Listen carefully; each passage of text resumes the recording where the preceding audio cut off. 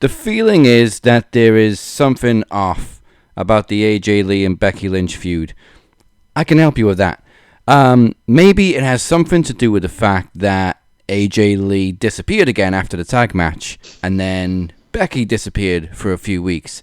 And then maybe it's the fact that it took you 5 months to book a fucking singles match. And it's not even a major event like, I don't know, WrestleMania. Are you ready for the show? Are you ready? Are you ready for the show? Are you ready? Are you ready? Let's go, let's go, let's go!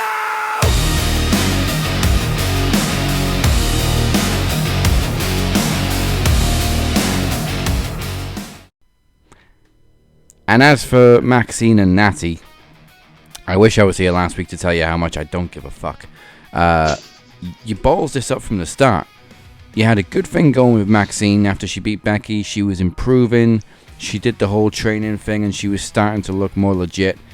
And there was finally something interesting about her, and then you just fucking pulled the rug right from under her within a couple of weeks and gave the title back to Becky. And the reason I don't give a shit about Natty turning on her is because there was barely a relationship. She was training with her for, a few weeks before turning on her, and we're supposed to give a shit like it's this big shock? Yeah. As you can see, why I don't watch Raw. I missed out on ranting last week, but I'm sure Beer's got more left in the tank.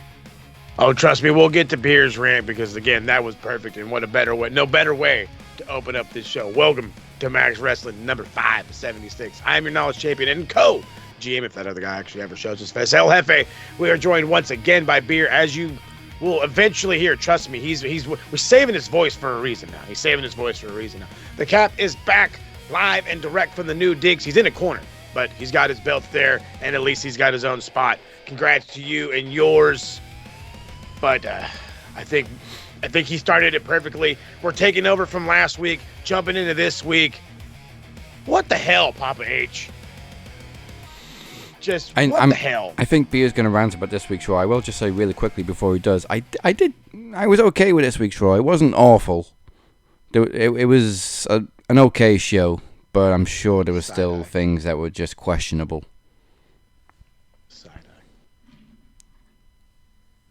He's taking a deep breath. While he takes a deep breath, hold on. Before you kick off, then, let me just say, because I missed it out on last week, this week's Max Energy is Cherry Relentless. See, I need a cherry. I got just limeade this week. See, I need a cherry. That's good. Go ahead, bud. I do not know what the fuck is going on with Raw. I do not know what the fuck's going on with SmackDown. How can I be invested in a product where the stories are shit? The angles are boring. Natty barely got a reaction for this with Maxine Dupree. SmackDown, Jesus fucking Christ. Change it from 3 hours, put it back to 2 hours, because that is going to want to make people just want to shoot themselves in the fucking skull. I want to rip on SmackDown, I wanted to rip my fucking eyeballs out. It was that boring. Damn. When you've got Carmelo Hayes literally carrying the show with this US title open challenge, you know there is a fucking problem. Road Dogg cannot write a fucking children's book. He is shit. He is fucking garbage. Monday Night Raw, I do not know who the fuck's running that show. I don't know if it's Triple H. I don't know whether it's Bruce Pritchard. I don't care who the fuck it is. It's got to be Pritchard. When you've got Dynamite now running rings around you, when you've got NXT running rings around you fucking bitch asses, Triple H, you got to sort this out going into WrestleMania. And who's in the box? What are we playing? Man, what is this? School? Is this school? Jesus fucking Christ. They need schooling. Like, he's in the box. Mm-hmm. Oh, it's a Jack in the box. And what are we going to get? Box. The Masked Man. What is... Okay, we got too many fucking mysteries leading up to the biggest show of the year. Too many dumb questions. Feuds. And I love this perfectly because all fucking day long on the interwebs, all I see are guys bitching and complaining that AEW is this, AEW is that. We've gone back 5 fucking years where AEW is more than watchable. It's probably the only real watchable damn show outside of NXT. But yet, because they're in arenas that hold less than 3,000 people, everyone's giving them shit. Yeah, they hold fucking 11, 12,000 and wherever the hell fucking Raw and SmackDown are going, but I don't see fans asleep in the stands. I don't see fans not giving a shit. It's or texting, TikToking. Yeah, we're out here. Yeah, I'd rather get my own views up than watch your shit, fam. Hey, watch me, watch them, and watch me get more views than you. You know what goddamn. else? You know what else I'm sick of hearing every month or so? It's the start of a new era. Yep. Yeah, and every new era is just as shit as the last one. It's not so new if it's rewashed. It's new to us, I think. Like when we reboot this show, we actually do stuff different. Yeah. Like the last reboot, the start of this year, you had a whole new layout, new graphics, new logo, new song, new everything. Triple H says it's the start of a new era, and it's exactly the same as last week. The exact same. Literally copy and paste. It's just quite frankly unbelievable. John, we are dangerously, and I say dangerously, we are reaching Monday Night Raw from 2018 to 2021. Do you remember how bad those Raws were? I appreciated the lockdown era for what it was, but true. Yeah. I mean, so I started this off by talking about Becky and AJ, so I've got to ask, is it too little too late? Because, like I said, it's taken them 5 months to book a fucking singles match. Don't get me wrong, the promo showdown between them on Raw was okay. There is tension there, but I don't believe in it because I know that they're actually really good friends behind the scenes because they've broken that fourth wall way too many times before they even headbutted in the ring. But I feel like they've dragged it on for way too long. AJ came back with all this spark and glitter and glamour in it. Not glamour, but you know what I mean. All this fanfare. And then she had the one tag match. She disappeared. Yeah. She randomly showed up again while Becky was going back to feuding with Maxine. And it just feels like, oh, we kind of should have done this feud months ago, but okay. And now they're hoping to drag it along to the biggest show of the year because we don't got nothing. That's the thing. We don't got nothing. They've booked it for Elimination Chamber in Chicago. So is there going to be a shady finish to get the rematch at WrestleMania? Because realistically, the match should be taking place at WrestleMania, not a B show in Chicago. No offense to Chicago. I love Chicago. But exactly. No. You're not wrong. Look. You're 100. We as wrestling community understand how good a wrestling community Chicago is. I love them for it. They're going to be awesome for Elimination Chamber, but you're still not Mania. Regardless of where Mania is going to be, you're just not Mania. And that's where this whole thing is supposed to go. But they're trying to build this thing like it's Hogan and Sting coming out of retirement. Oh, we can wait a year because if one of them fucking moves too fast, they're going to break something. No. Fucking no. You guys had it, and we were ready for it. And we were like, fucking let's roll.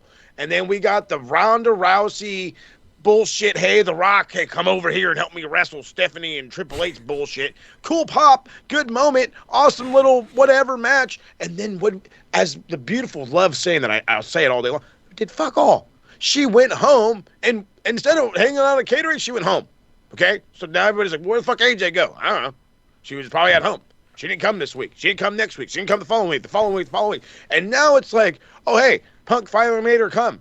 So now we're going to do what? I guess we got to use her. But like Mania is like so far away. How can we? And then you're going to fucking ruin it.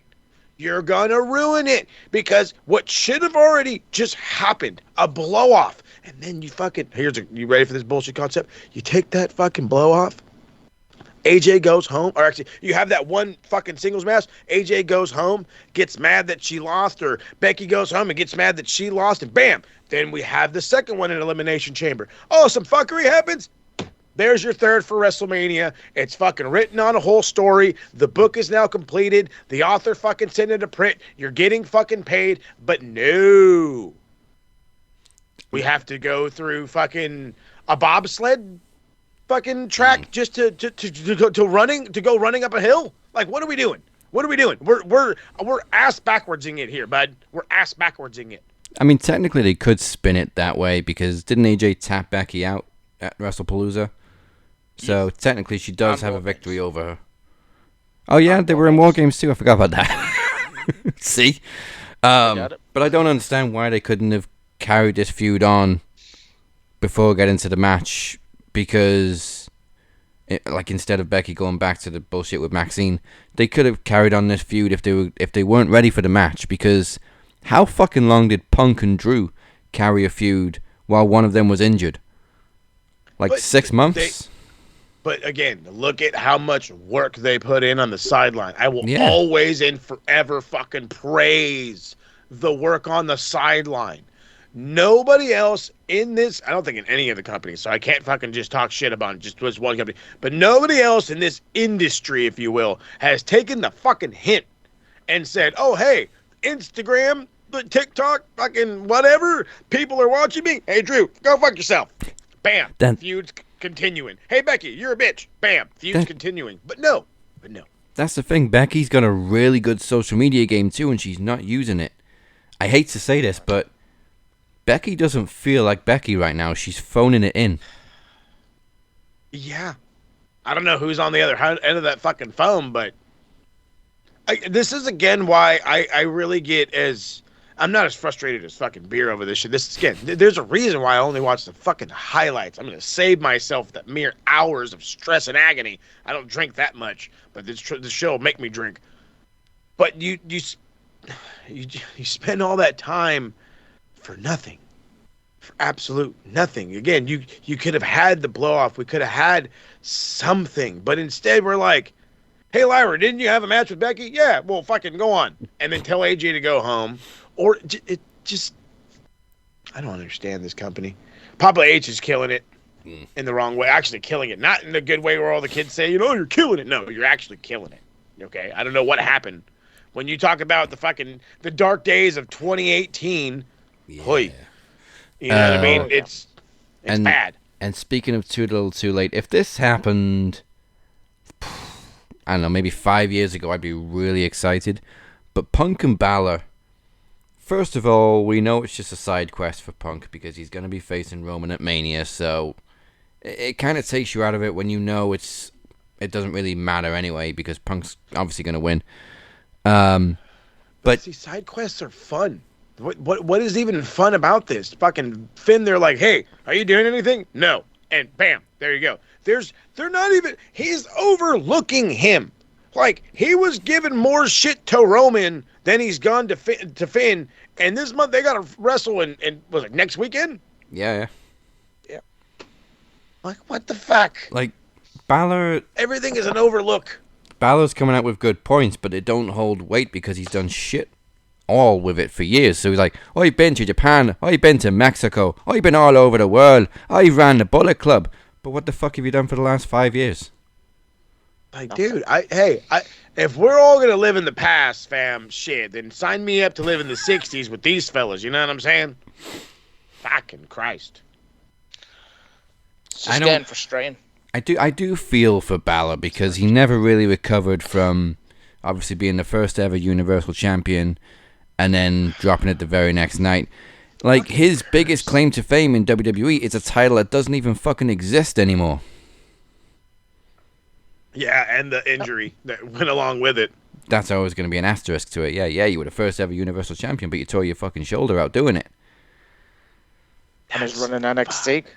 Yeah, and then the run in NXT was awesome. That was overshadowed by dropping the title, and Vince, I don't think Vince ever forgave him for it, so he's never really had another shot at the big time. And then he's just been saddled with this, whatever, it's not even Judgment Day anymore. I don't know what the fuck it is. There's a fucking bunch of homies. That's all it is. A bunch of homies in the back. You got rid of Carlito. He was the funniest thing about the group. You're not supposed to get rid of the funny guy. No, the funny guy now. You get rid of the hot girl, you keep the funny guy. The funny guy now, unintentionally, is JD McDonough, who just stands there with his big head and the crouch and bobblehead at him. I'll allow it. It's good to see him back, though. I think he's one of the underrated guys is McDonough. He gets shit from a lot of things, obviously with his oversized head, but I like McDonough for his wrestling ability. But Judgment Day, it's ran its course. It's gone on way too long. No one cares now about the Judgment Day. I mean, obviously, I like looking at Liv, Raquel, and Roxy, but obviously that's for a different matter. But Oh yeah, speaking of Roxy, we now know why she's been off TV. After undergoing surgery to remove a mass on, I think it was on her back. the back, yeah. Oh, A benign mass, just to Benign. point that out. So she'll be off for a couple of months, I think. Hoping to be back for WrestleMania, but I really can't see that happening. No, and we don't really need her in the Mania picture. Let's face it, this is all about Liv. And I gotta say, everyone's blowing up over Stephanie Vaquer's full Spanish promo, which made Liv cry. oh yeah. Thought that was great. I think one of the best things about it was Dom translating in real time while still arguing back in Spanish. He's the man. He's the man. I mean, how can you hate Dom? It's fucking impossible. to Some hate people Dom do. Mysterio. Just being a hater. Dom deserves the credit. Yes, he's a creepy, sleazy little fuck, but that's the whole point. That's his gimmick. That's the whole point. And that's why it's working. Like, he had the most nuclear heat after turning on Rey Mysterio. I thought to put him in the Judgment Day saved his career. He Yeah. would have been future endeavored. Oh yeah. When he first came in and he was teaming with Ray, everybody's like, fuck, it's Ray's kid. But he had a- he's Yeah. grown so much into his own, it's unreal. And a banger match with Seth Rollins at that SummerSlam. I thought that was an excellent match. Yeah. Yeah. But then Dom was just there. But Triple H there. actually did a masterstroke by putting him in the Judgment Day. But we got to realize Judgment Day has been going on now since 2022. Yeah. And now we're in Fuck. 2026, and it's still going. It's still Lazy booking, in the words of Jim Cornette.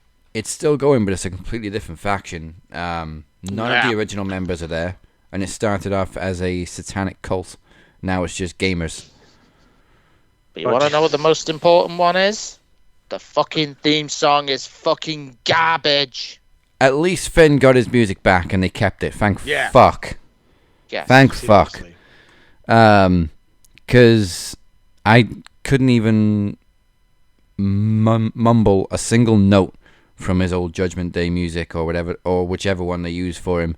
But that fucking beast, not beast. Catching your breath, I think. What's it's it called? Catching your Demon. breath, I think. The demon theme. It just fits. It's iconic. It is iconic. Even though they killed the demon, but still. Yeah, they killed the demon, but Oh, that demon died at Extreme Rules. I also hate the fact that they're still teasing who Liv's going to pick, because it's very obvious she's going to pick Stephanie. She hasn't even interacted with Jade apart from once, I think. Oh, Yeah. God, don't get me started on that fucking segment. That was a Vince booked segment with the Valentine's Day. Bruce That Springsteen. is so fucking Vince. I cringed like fuck during that match Bruce between Springsteen. Jade and Jordan Grace. And what the fuck are they doing with her as well? I can't believe how much they dropped the ball on Jade. Like, Jade was all spectacle to begin with anyway. But True. you put the belt on her, like, okay, she's got the look, she's got the presentation and everything. She's still a little green in the ring. And she's still got a lot of people to win over. So you're not doing her any favors by putting the belt on her and then doing fuck all with it. Yeah, no, this is where, and I hate to be mean to the vets, but you feed her vets. You feed her veterans. You feed her a Nat. You feed her a Bailey. You feed her, who else is on fucking SmackDown? I'm trying to think of right now. Fucking Zelina Vega. You know what I mean? You just fucking, you feed her names, regardless of the level of the name. You feed her recognizable names. She looks good. She looks proper. Then you can set it up for whomever. I think they're going to go with like a Bianca return, and that's who's going to end up challenging her. I don't know how that's going to happen. She might return in Elimination Chamber or something, or just show up one day on SmackDown and be like, "What's up, bitch? I want my shit back." I don't know. But she's only We'll just figure it had out. surgery on her fucking finger. Oh, did she? Well, then fuck. like this week she posted an update on Instagram, I think it was. So it's taken her like almost a year or something to get surgery on her finger. Because basically they thought it was a broken finger. It turned out to be a broken knuckle, so they had to break the finger again or something. Like I don't know surgery. I don't watch enough Grey's Anatomy, but basically, basically I think Bianca's going to be out for at least another few weeks. Oh, then there's only two options. There's only two options that's going to win this. You can play it safe. You can use the safe card, which Predictable Paul does, as I now tend to call him. Predictable Paul.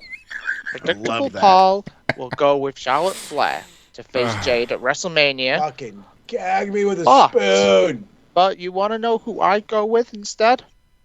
Alexa Bliss. Have the giant, like a David Goliath sort of thing. I'd have Lexi dethrone Jade at WrestleMania. Oh God, I fucking hate. And then Charlotte. You know how many times we've seen that though with Nia, and it's just gonna be a rinse and fucking repeat. But instead of Nia, it's gonna be fucking Jade Cargill, and I just don't want to see it like that. And that's the fucking issue that I'm having, because I thought about it too, and I'm like, I just don't want Charlotte to have anything to do with the women's title picture. You could be tag champ a million fucking times over now. That's fine. I don't give a fuck. I see women's champ, fine. You have no reason to be in the main event picture for a minimum of a year. A minimum. But Alexa Bliss, as much as she seems like the better option, I hate being the fucking stickler, but I've seen that fucking match so many times already. And I know it's Jade Cargill, and I know we could probably get something different out of it, and I'm sure it could be better. But as many fucking times as Vince would have us watch Nia and Alexa at fucking nauseum, it's gonna be the same goddamn thing. And again, I don't really know anybody else that's gonna show up and make a damn impact. And if you're telling me all it is her hand, bitch, wear a cast. I mean, I'm not trying to be a complete fucking asshole, but I mean, Tanahashi wrestled with a torn fucking bicep.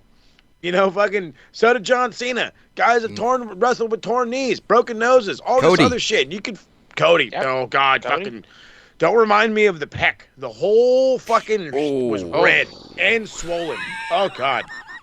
I remember being like, oh, my God. Hey, bud, go out there. You couldn't make it any worse. That's an iconic moment in WWE history. Cody just taking off his coat and the whole audience in unison going, oh.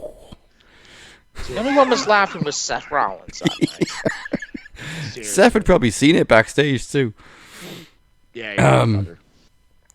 But I'm glad you brought up the casket. I was going to mention this too, and I know Beer's going to get into NXT later on, but I wanted to quickly bring up Lola Vice and Kelani Jordan from this past week. Because I'm trying to watch NXT more, but I don't watch it religiously like Beer, so I may miss a few weeks. But the one thing I really want to highlight is I watched it this week, and that opening match I didn't really know anything about it. Because how long's that feud been going on between Kelani and Lola Vice? It's been going hot and cold, because it did have a feud, I think, back in December. Then obviously that broke down because Lola was going to AAA and blah, blah, blah. And then it reheated again. This is the part of the feud where it's going to come to an end. It's going to end. It was a great match, I thought. I thought it was a very good match. And it's going to end at Vengeance Day in the Underground. And Lola's going to get her win back. This is what was great about it. I knew nothing about the feud because the last time I watched was probably like 3 weeks ago. So I knew nothing about the feud. I knew nothing about the hand or anything like that. But they did a perfect job of telling you the story enough that you knew what was going on. And that's what's missing from mainstream fucking Raw, SmackDown, sometimes on Dynamite. They don't give the full story enough to the casual viewer. So sometimes you tune in, you're like, what the fuck's going on? But I tuned into NXT this week, watched the first match, and I thought, okay, yeah, I got it. I know what's going on. Got it. I'm in there, baby. I'm in the loop. Shawn Michaels is a fucking genius. Hey, don't fucking say. We used to say the same thing about Papa H, right? Yeah. We used to say the same shit about Papa H. Look how far that got us. I'm not about to. I love Shawn, and I think everything he's doing in NXT is, and I'm gonna say this word, and there's wood. I gotta knock on the wood though. It's perfect. You understand me? It's perfect. However, somebody's gonna hear that fucking 2-second clip, and they're gonna send it to Road Dogg and say, "You're fired." And then here comes Shawn, and then we're all right. Let me timestamp that clip. Please do. Goodness gracious. But if something happens to Road Dogg, and God forgive it does, I can see this happening. Shawn Michaels will take over SmackDown. And when CM Punk calls it a day, CM Punk will run NXT. But what I notice every week, because me and Corey, we watch it every week together. I missed the first little bit because I was recording Back to Black and Gold. G-plug. There is more storytelling with the women. Yeah. And I can guarantee you, when the women get called up and nothing's to do, Shawn is probably pulling whatever hair he has fucking left out. What about when they call up Lola? What's she going to do? Blake Monroe. What are they going to do when Blake gets called up? Fuck. Look at Jordan Grace. What are they going to... Jordan Grace? Julia? What are they doing with Julia? Oh my God, Julia's lost her aura, man. What about Stephanie? She's the only one that's been a success. Only one they're willing to push. Stephanie. Yeah, We'll let's get to not that forget- later on. We will get to that later on. Goddamn shit. Yeah, sucks. well, here you go. With Max Wrestling, you get more moaning than Wuthering Heights. Still to come, Bia Hey-o. tells you exactly what he thinks about Joe Hendry and Ricky Saints' feud on NXT, and a look back at last night's Dynamite. But for now, for a little taste of the old, it's time to hop in our Wrestling DeLoreans for This Week in Wrestling History.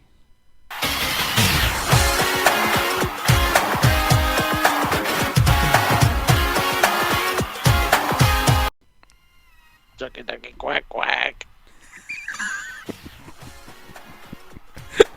Fuck me, I'm keeping that in. February 16th, 1997, at In Your House Final 4. I love this one. Bret Hart Yes. became WWE Champion, defeating Stone Cold, The Undertaker, and Vader.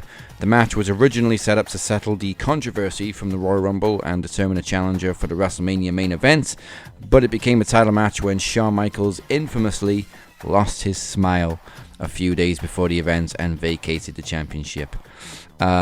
This is definitely one of my favorite old school In Your House pay-per-views because it was just such a unique concept to have the Final Four from the Royal Rumble duck it out in another elimination match to determine the winner.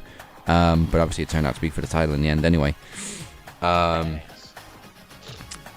Moving on to February 17th, 2002, in what should have been a major turning point for WWE, but turned into a wet fart after a month or so.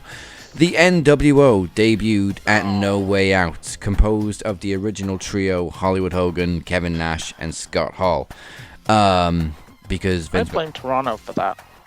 Because how Yeah, old the they fucked it up at Mania.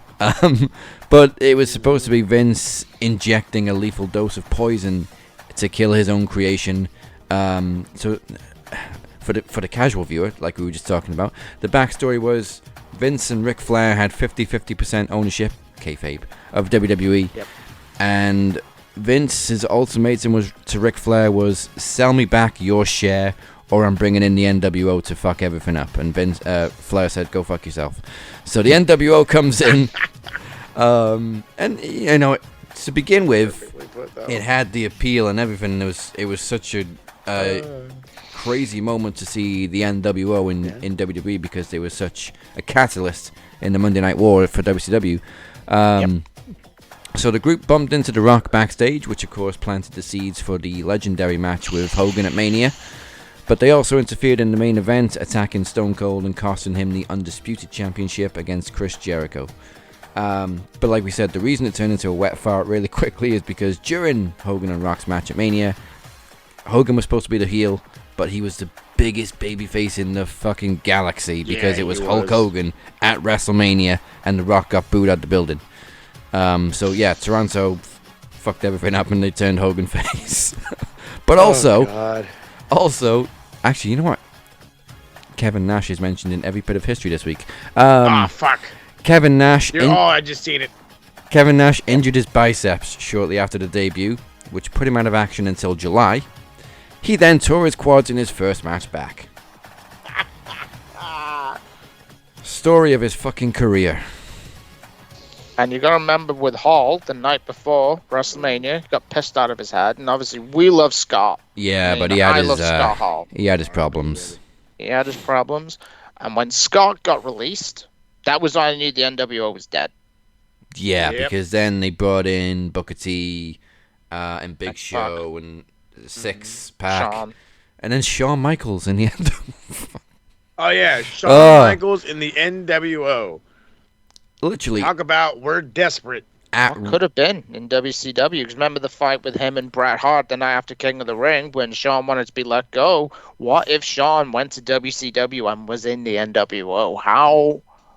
WWE could have been dead if it But- had Shawn in the NWO. Whole lot of what if right now, dude. Fuck. unfortunately, they dropped the ball on it. So yeah, basically the NWO died at WrestleMania 18 because it was just never the same after that.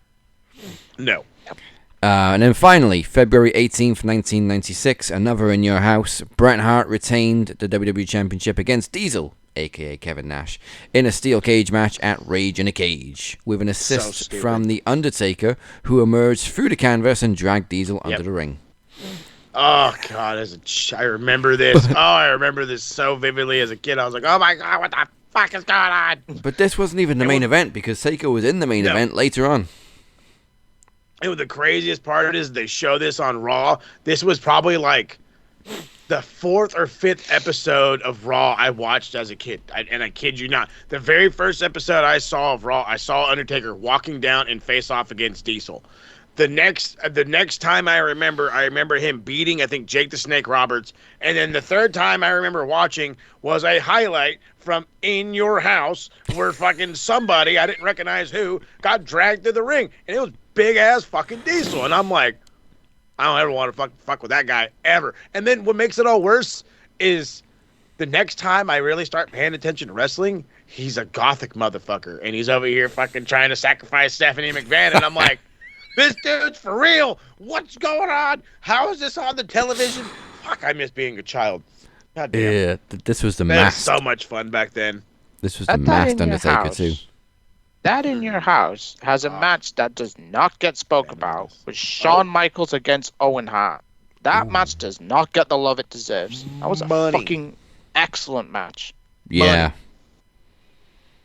Fucking Owen was the man back in the day. He was the man. People give Owen Hart so little credit. Another one, God rest his soul.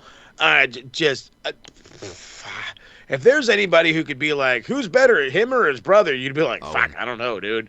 You gotta really say don't Owen. know because it's technically, Brett's technical. Overall, with all the aspects, I'm going Owen. And then you talk about a better talker, better charismatic, more just energy. What kind of crazy man walks around with 2 trophies just, I'm freaking Owen Hart, just yelling at everybody for no reason. Just for no reason. I just get to yell. I would My dad's say Stu Hart, and he twisted my leg when I was a kid. Brett was probably the best at what he did in that position at the time, but I've always said Owen was years ahead of his time. Fuck, dude. Yes. He was doing Dude. Owen was doing stuff in 98, 99 that the cruiserweights were doing a few years later as a norm.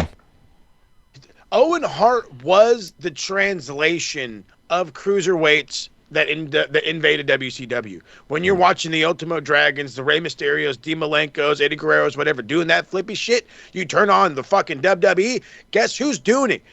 Fucking Mr. Spandex, Owen Hart. And he makes it look nice. Yeah, Brett's little With brother. guys that are like, what are you doing? How am I supposed to? What the fuck? And he's over there. I don't give a shit to catch me. Now here I go. Fucking, dude, he was, God, I hate saying this, but there's so many people that we've lost too fucking early in life that imagine where wrestling imagine the world in general, where it could have been without, we talked about it last week. Imagine where wrestling could have went without if the Von Erichs had lived. What happens if fucking Owen Hart's alive? How much dude, imagine the influx that we have now of Lucha Libre. It could have hit 10, 15 years ago with Owen. The influx of Japan could have happened 10, 15 years. Actually, it did happen 10, 15 years. Could have happened even sooner because of Owen. Like, it's just, some of these guys had the prowess, just the sheer prowess of reinventing so much, and they decided against it. or not decided against the world, the almighties, if you will, decided against it. And it sucks because they took away some of the greatest people of our generation that could have changed this generation. And it's sad and it breaks my heart. And I will always miss you, Owen. And also, ballsy take. Owen should have been WWE champion in 94. That ain't Thank ballsy, you it's the facts. very much. 1994 SummerSlam. It should have been done. And another what if with Owen. What if Owen got let go of his contract in 97 after the screw job and he went to WCW as well? You look at the matches in WCW that he could have had. Could have had Benoit, Guerrero, Satin. You could have had in the Cruiserweights division. You had me at the Benoit match. Rey Mysterio, Eddie. Owen should have Eddie. gone to WCW. Yes. Owen should have gone to WCW. So, fuck you, Vince. Dickhead. Other than that, not an awful lot happened in February. It's usually the cool-off period between the Rumble and Mania, but we had a couple of in-your-house pay-per-views in the old days, which became No Way Out eventually. Yeah. And now Elimination Chamber. It's crazy how they just change the name and make them just throwaway shows. Yeah, I think Elimination Chamber is the last remaining pay-per-view named after a match. Because they got rid of TLC, they got rid of Hell in a Cell. Extreme Rules. Did they still do? No, they got rid of Extreme Rules. Didn't they get rid of Extreme Rules? Money, that's the only one. No, Money in the. I can take Money in the Bank because that kind of feels like Royal Rumble, Survivor Series. I can take that one. We were trying to call it a Big Five, so I guess. Yeah, but then they've also moved it now from June, July to September this year for whatever reason. My only assumption is that they're trying to kill that expectation that somebody's going to cash in at SummerSlam, because there's a long history of people cashing in at SummerSlam. I like that. I like that. And you take it away from that. Yeah, also, it probably gives them less time to think of how we're going to cash in if it's a little bit closer to WrestleMania. That's true. How quick of a close-up are we going to do this? Are we doing this at Mania or are we doing it waiting here? No, it makes life simpler.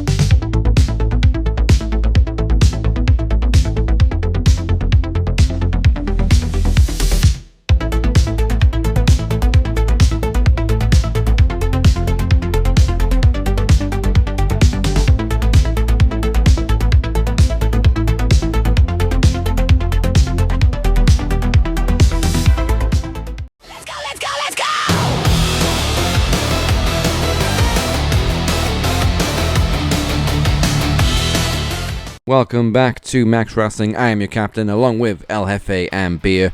Speak their names and they appear. Hey. Also, really quickly, as Beer just pointed out, happy birthday to the queen of ECW back in the day, Francine. How old did you say she was? We shouldn't really ask a woman's age. 54, and she does Looks not hot, look a 29 day to me. and she does not look over the age of 30. Holy cow. And in the words of Joey Styles, Beulah hates that bitch. But if you like what you've seen so far, make Max Wrestling your new home. We have chocolate cronuts, 79p from Lidl.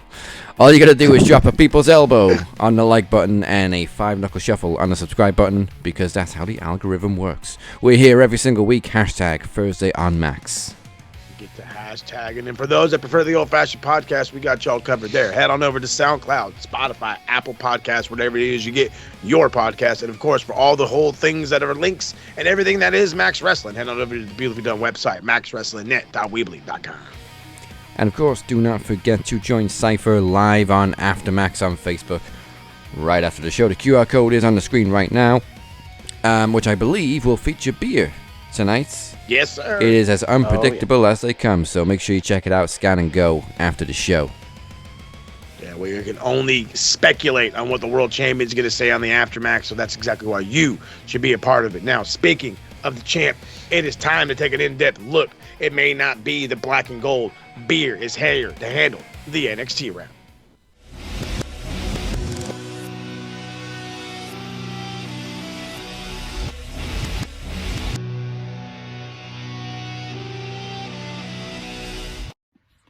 What's good, everyone? This is Beer, back with your NXT round. So the show starts with Lola Vice going one-on-one with Kelani Jordan in an absolute banger of a match. Lola actually had the AAA Mixed Tag Team Championships around her belt, and trust me, it looked fucking great on her. Jordan works quite a lot on the injured hand of Lola. Jordan wins with an armbar, and Lola had to tap out. Unfortunately, this was a very good match. I can see another rematch down the line with these two. I can see it being an underground match, and that's where Lola is probably just going to get a win back. We got Tony D'Angelo backstage. He talks about Dark State and that he's coming after them. Tony told Cutler James he knew he'd step up as a former amateur wrestler. Tony said he wanted Dion Lennox to be watching tonight to see what Tony's going to do, as he is going to take Dark State. Get Dark Stage backstage, where Dion Lennox and Cutler James spoke with Osiris Griffin and Saquon Sugars. James left with Lennox to prepare for Cutler's match. Ricky Saints arrives to the building. He shows that he is Ricky's backstage and walks into the most dangerous area in wrestling, which is the NXT parking lot, where Joe Hendry attacks Ricky. Security arrives to break it up. We get Shiloh Hill backstage with Sarah Schreiber in the locker room. Hill talks about how his mind is racing about facing Ethan Page. Hill said he has a counter move for what Page can do. Hank and Tank walk in and say that Hill was ready. Hill spoke quite intelligently while Hank and Tank were confused. Hill shouted out he was ready to be North American champion. And next we have Joe Hendry making his entrance quickly without posing and hand waving to the crowd.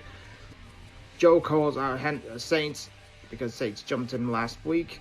So he's not here to be singing and dancing. They want to settle this right now.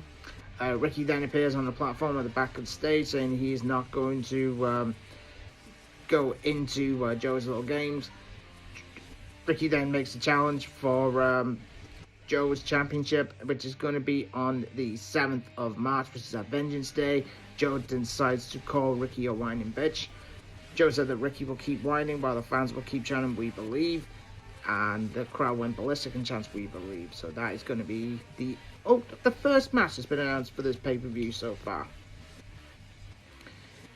And then Izzy Dame is backstage, spoke with the Cullings, Sean Spears, and Nico Vance. Dame said it doesn't matter what, Tatum Paxley shows up at Vengeance. Dame will end her. That's the second match tonight. Izzy Dame will face Tatum Paxley. Spears and Vance talk about winning the tag team titles very soon, and Dame is going to finish off Tatum Paxley. And next second match of the night, Tony D'Angelo goes one-on-one with Cutler James and Dion Lennox in his corner. Tony dominated the whole match. Tony wins with a huge spine buster. This match only went 2 minutes. Following the match, Dion Lennox attacks Tony. Tony came back with a spear on Dion. Literally, Tony is just going to be fought like a badass. Puts the freaking belt on him at one point this year. Ethan Page backstage with the Vanity Project. Miles Bone walks in to have an exchange of words with Page. Then Ricky Saints then walks in and bonds with Ethan and the Vanity Project, saying that they'll both be champions soon. Ricky went, "That guy's rude," which is pretty damn funny, if I'm honest with you. Then we have a 4-way tag match. We have the Vanity Project, Ricky Smokes and Brad Baylor against OTM, against the Cohen, against Hank and Tank. Freaking excellent match. I freaking love this match. We get the Vanity Project winning this match with Brad Baylor covering Sean Spears for the 3 count. They will face Dark State next week. Great match, an excellent part where we had 4 suplexes in the corner, and it was an excellent match. We got Keanu Carver video package, causing the destruction in NXT. He thought football was cool, then he got offered into college. Carver said he got kicked out of the team because he can't control him. Then get Sean Legacy. We'll find out that he will be a victim for him next week. Joe Hendry was speaking to Robert Stone. He said he wanted a piece of Ricky Saints now. Joe has been told to leave because Ricky was also told to leave.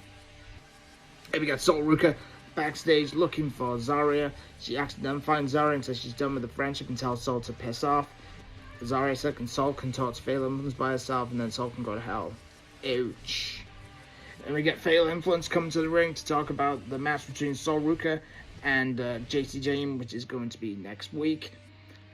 Jane said that she was pissed off that it wasn't the fact that she was not at Saturday Night's main event, even though she idolized Cena. Sol Ruka then comes out to be attacked then by Fallon Henley and Laney Reed. Zarya does then show up and helps her beloved friend Sol Ruka, but it's happening. It's next week. The heel turn is going to happen. Zarya then hugged her bestie. JC Jane under freaking raid, man. And we have the Speed Tournament final match between Eli Knight and Elio LaFleur. Don't care about the Speed Tournament. I cannot stand the Speed matches. The both men had expired. The both match expired, means Jasper Troy keeps the title, but then he's going to announce that there is a triple threat match, which is going to be a 7-minute match. Don't care about this stupid Speed Tournament. Fucking so stupid. And the main event of the night sees North American champion Ethan Page going one-on-one with Shiloh Hill. It's an excellent match with Page retaining with the twisted grin. Following the match, we then get the Vanity Project coming out to assist Page, then to be attacked by Miles Bourne. Miles Bourne wants a shot, Page says no, and then following that, Bourne puts Ethan's ankle into the chair. Ethan said the match is on. So following that, Page then says, I know you wouldn't do it. And in the end, Miles Bourne turns around and stomps the chair. Ethan's facial expression was fucking excellent. Very good show. Better than Raw and better than SmackDown, which ain't fucking difficult. But you know what time it is. It is time for the segment you're all waiting for from the legendary El Jefe. It is Last Night on Dynamite with El Jefe. Partner, the floor is yours.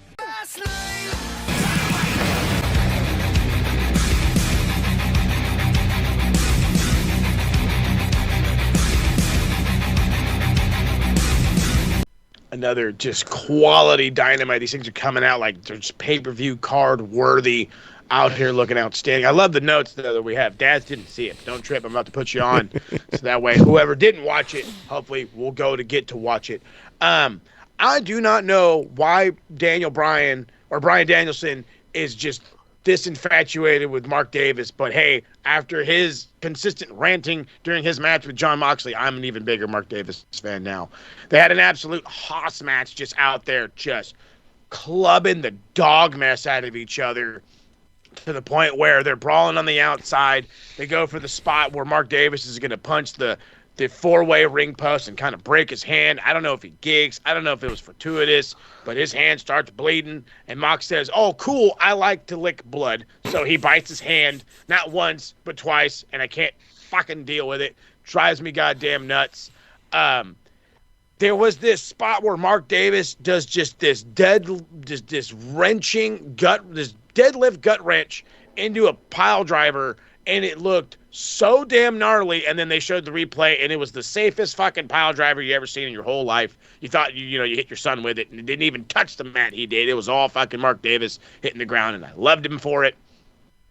There was a friggin' Moxley hits the pile driver, floats over into the bulldog choke. Mark Davis immediately taps out. I did forget to mention that they opened the show the way that I've been liking, where they just have fucking just random talking feuds. It's fucking great. Again, keep it up. Mina Shirakawa is talking about going after the TBS title. Willow Nightingale understands that she's got a target on her back and all the other fun. After Grand Slam weekend, we find out, or I should say, we talked to Hangman. He's in the back, and he's just ranting and raving. He's like, I found out why they call you El Idolo, but the next time that MJF tries to kick him in the balls, he's going to make sure that he does not have a happy future. Love that whole thing. I was like, you're going to kick me in the balls? I'm going to destroy your balls, just because, men and balls. Love it. All of a sudden, fucking FTR's music, their whole idea was to be the bad guys like when they were the Revival. You just get disgusted when their music hits. And it's honestly Stokely's fault, for my opinion. I think that they could do all this shit without Stokely, but we actually hate them, not hate them, because of Stokely.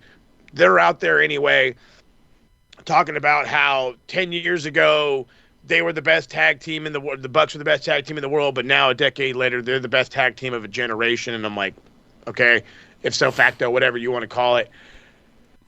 All this randomness. Stokely Hathaway is just he's ranting on and on and on about how Dax and how Dax and Cash are the greatest thing since fucking toasted sliced bread. And then the Bucks come back. And when they're good guys, they're fucking frizzled and dazzled out. They've got the fucking frill all up and down the spot. They fucking super kick these two nerds. The crowd's going bananas. And Stokely's like, yeah, fuck the Young Bucks, something or another. I don't even remember what the hell he said. And then he's just like, realizes, they're fucking behind me, aren't they? And just like every goddamn cartoon, he gets his ass beat.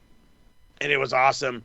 Bucks hold up the tag belts and say that they are challenging in at Revolution, or they're going to challenge at Revolution, which is in LA, in their backyard, even though they're from the IE.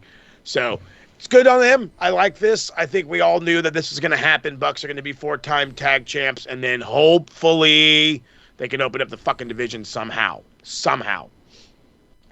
Brody King is backstage talking with Bandito about Grand Slam. Talked about how he was super close to winning. He could taste it, but he's not going to feel sorry for himself. He's going to bring the biggest, baddest February 25th for the world title hunt. There's already the crowd starts chanting "fuck ice," and they get about 6 chants in, and then all of a sudden mute. And I'm like, you motherfuckers! And it was at the point where even my wife is like, "Oh, that's the guy it's like that's him." He was wearing Abolish Ice shirts a couple of months ago. Now they're chanting "fuck ice" every time he's on television.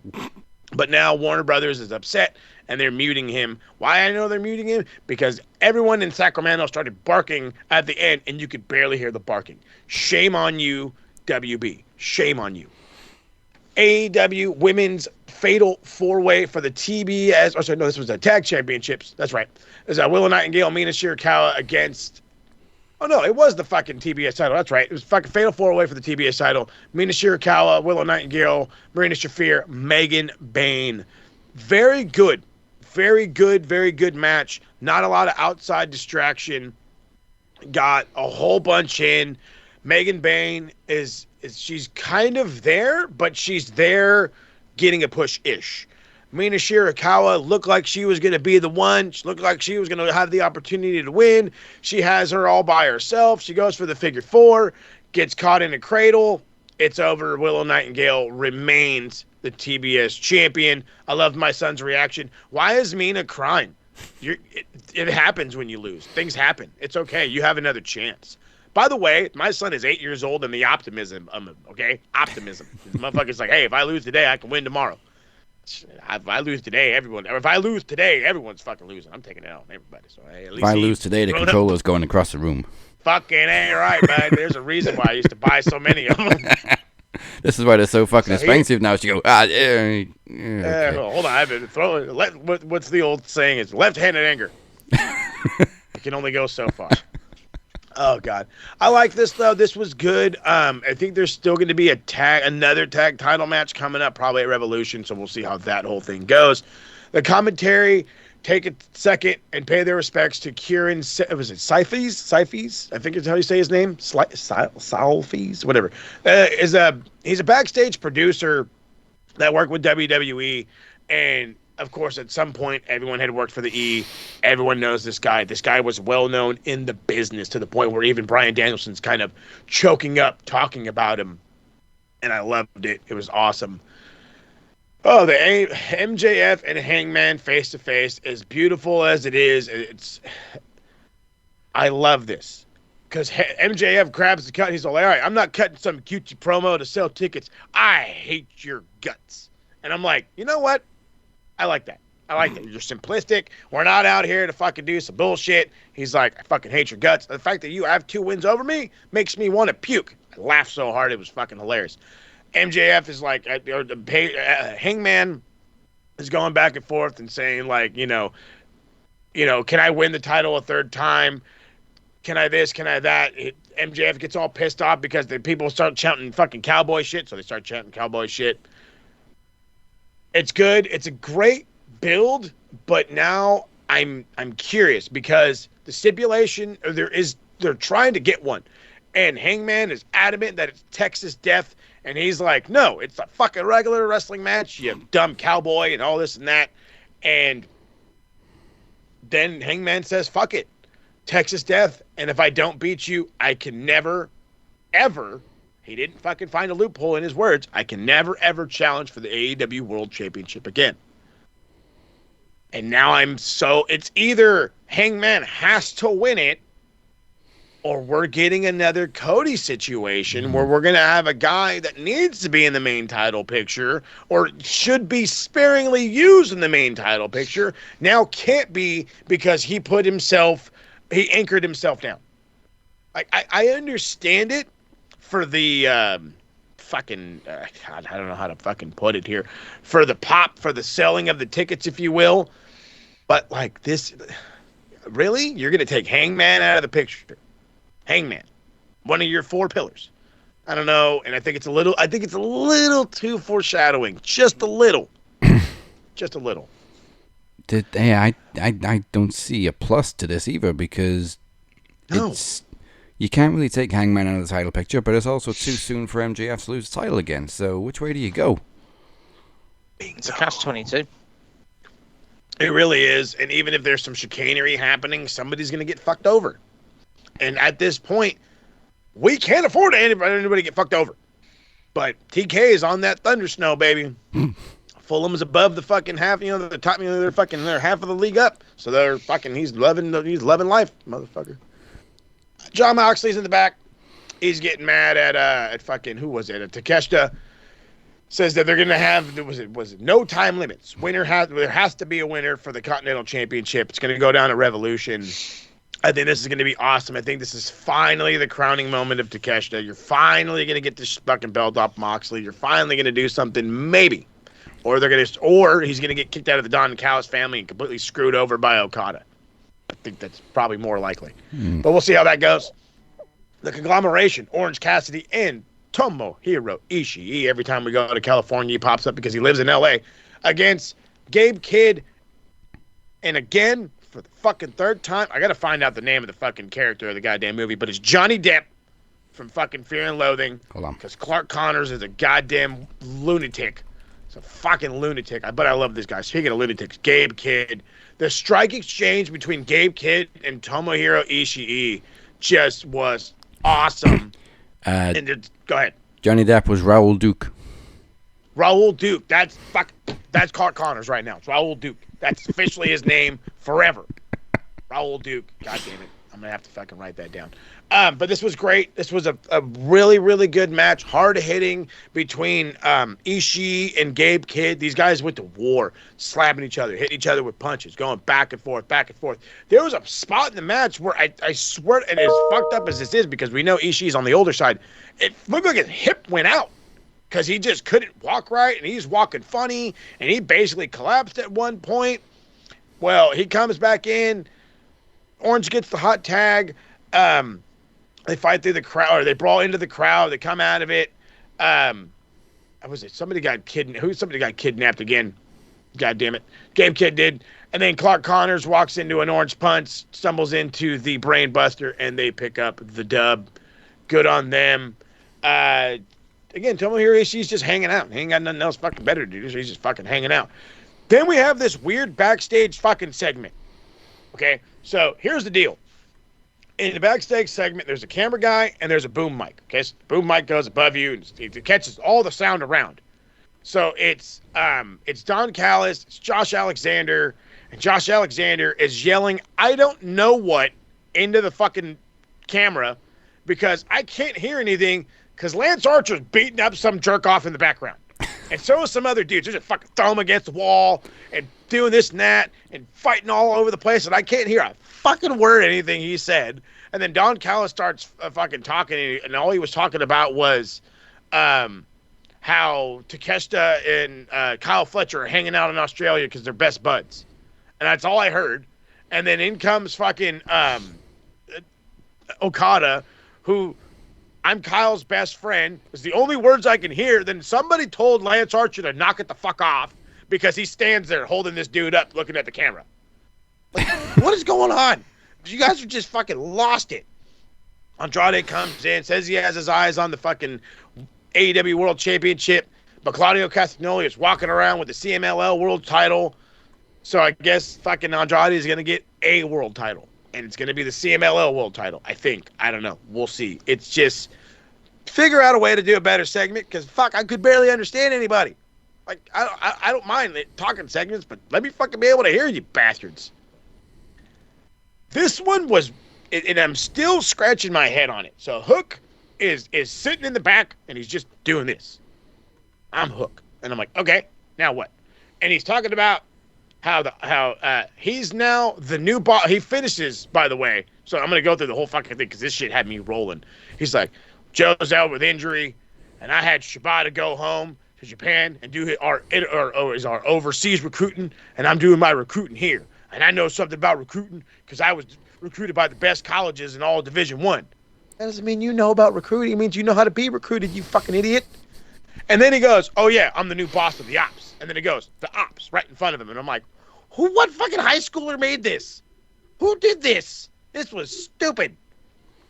Speaking of not so stupid, the Brawling Birds against some fucking broads. It was good. Good on them. I like their tag team. They're funny. I don't know what they're going to do with them, but do something with them fucking quick, because they're going to get boring fast. People are going to get bored with them. But they are appealing. Let's go with that. Jamie Hayter is finally getting a proper push. I really do like Alex Winza, but I feel like she tries too hard. I really do. Like, she's good, and I get it. You're fucking Mrs. Ospreay. Relax. You don't have to really be Mrs. Ospreay. You know, it's cool if you're just a good wrestler. But I really do feel like she's trying a little too hard. But it is what it is. Kevin Knight versus the Beast Mortis. If Mortis wins, LFI gets a future trios title shot. It doesn't happen. Match is quicker than it needs to be. Kevin Knight should have gotten more time. Mortis should have got more time. They didn't. They got kind of fucked over. But good match overall. Kevin Knight's awesome. The Beast Mortis definitely needs more TV time. Don't know why he's not getting enough TV time. He's fucking, Sasha Banks, for crying out loud. So come on. What are we doing? You know what I mean? If you're banging the broad that's making more money than everybody else, you should be getting television time. Or maybe that's the reason why you're not getting enough television time, because she takes it all. Well, then she ain't even on TV. So I don't know what the deal is. Will Ospreay's vignettes are getting better and better and better and better. So once he was like, yeah, I'm training real hard. I'm out of surgery. And now he's like, AEW isn't where the best wrestle. It's where the fucking Billy Goat wrestles. And I'm like, goddamn right. I'm so excited for this fucking guy's return. He's like, it's got me on pins and needles. But I promise you, like, too many of these fucking vignettes, dude, and it's going to get old. So keep them sparing. Like, maybe next week, don't give me one. Maybe next week, don't give me one. If it's a vignette, give me a couple of weeks. If he's talking, I'll take it. Other than that, try to go sparingly with it. Tease the return. Build up the return. Don't go ham to the berg with it. It's like Vera's coming to Raw. Yeah, don't do that. We don't need one of those. So Ricochet and the Gates of Agony are backstage. They're beating the dog shit out of Jack Perry. Said that Kevin Knight got lucky against the Beast Mortis. Bishop Khan is back there yelling and screaming about how Knight and Bayley are doing singles matches, and Hangman Adam Page is going after the world title. He's like, you guys aren't even defending your fucking trios titles. What the hell? And then Tonga Loa is just screaming at the top of his lungs, look here, Jet Set Rodeo, you guys, we're going to give you a reason to not have that stupid name any longer. I'm like, first off, that name is awesome. Okay? Don't you fucking change that name. That name is awesome. But I wouldn't be surprised if Ricochet and the Gates of Agony end up winning the trios titles at some point. But we'll see how that goes. And then we get to this absolutely pay-per-view level main event, Swerve Strickland, Kenny Omega.